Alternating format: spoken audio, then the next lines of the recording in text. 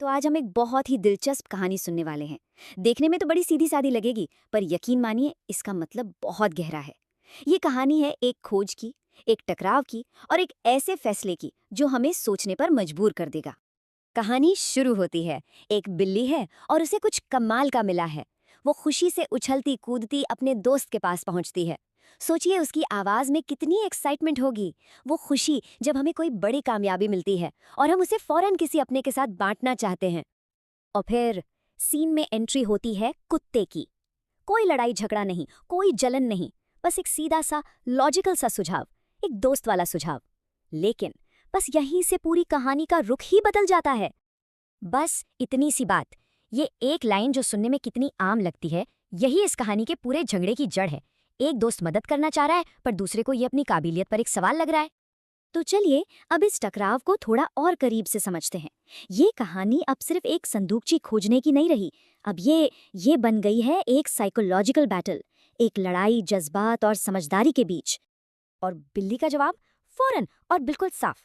यहाँ पर वो मैंने खोजा है वाली बात, वो ओनरशिप की फीलिंग बहुत पावरफुल है। मतलब मेहनत मेरी तो फल भी मेरा, सारा क्रेडिट मुझे ही मिलना चाहिए। तो यहाँ पर ना हमें दो अलग अलग तरह की सोच एकदम साफ साफ दिखती है। एक तरफ है बिल्ली, जिसकी दुनिया मैं और मेरे के इर्द गिर्द घूम रही है, इमोशंस, ओनरशिप। दूसरी तरफ है कुत्ता, जो लॉजिक की बात कर रहा है, साथ मिलकर काम करने की, मतलब हम की। अब कहानी में एक बहुत बड़ा ट्विस्ट आने वाला है। अभी तक तो ये दोनों आपस में ही उलझे हुए थे, है ना? पर अब इनके सामने एक ऐसी मुश्किल आने वाली है जो इन दोनों से कहीं ज्यादा बड़ी है। एक एक हकीकत।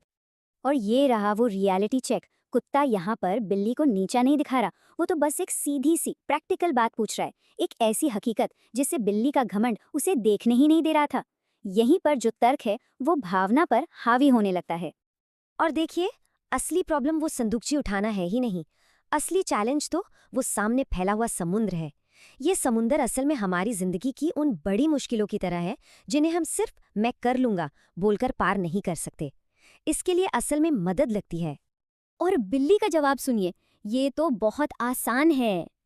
ये होता है ओवर कॉन्फिडेंस। मतलब प्रॉब्लम इतनी बड़ी है पर उसे मानना ही नहीं है, क्योंकि अगर मान लिया तो अपनी गलती माननी पड़ेगी ना। और वो जिद हमें हकीकत से मुंह मोड़ने पर मजबूर कर देती है। तो चलिए अब चलते हैं उस किनारे पर जहां इस कहानी का क्लाइमैक्स होने वाला है। अब अब बातें खत्म और एक्शन का टाइम शुरू। मोमेंट ऑफ ट्रूथ जिसे कहते हैं। तो होता क्या है, दोनों टापू के एकदम किनारे पहुंचते हैं। कुत्ता चुपचाप साइड में हट जाता है और फिर बिल्ली से कहता है, अच्छा तो अब तुम तैरो। एक तरह से वो बिल्ली को चैलेंज कर रहा है। ठीक है, तुम कह रही थी ना तुम कर लोगी, तो अब करके दिखाओ। और ये हैं बिल्ली के आखिरी अड़े हुए शब्द। मतलब आखिरी मौके पे भी वो झुकने को तैयार नहीं है। ये उसका फाइनल एक्ट है। मैं अकेले ही करूंगी चाहे जो हो जाए। सामने भले ही नामुमकिन काम हो, पर वो मदद नहीं मांगेगी। तो आखिर में ये कहानी हमें एक बहुत ज़रूरी सवाल के साथ छोड़ जाती है। जब हम कामयाबी के पीछे भागते हैं तो किसी की मदद लेना कितना ज़रूरी है? कहाँ पर सेल्फ रिलायंस और कहाँ पर कोलैबोरेशन? मतलब कहाँ पर अकेले चलना सही है और कहाँ पर साथ लेकर? सोचने वाली बात है ना? कि कहीं अकेले सब कुछ करने की जिद हमें हमारी मंजिल से ही तो दूर नहीं कर देती।